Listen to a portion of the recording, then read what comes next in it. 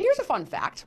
The Crusades happened because of Islam, because Islam is not a religion of peace. The First Crusade began in 1095, but it wasn't because Christians were looking to pick a fight with their neighbors and baptize the whole face of the planet. The First Crusade was called only after 4 centuries of Muslim aggression. The First Crusade was called 460 years after the first Christian city was overrun by Muslim armies, 457 years after Jerusalem was conquered by Muslims, 453 years after Egypt was taken, 443 years after Italy was plundered, 427 years after Muslims first laid siege to the Christian capital of Constantinople, 380 years after Muslims conquered Spain, 363 years after France was first attacked, and 249 years after the capital of Christendom, Rome itself, was sacked by a Muslim army.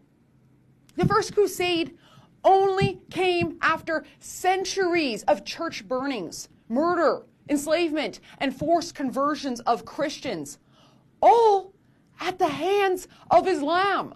And by the time the Crusades finally began, Muslim armies had conquered 2/3 of the Christian world.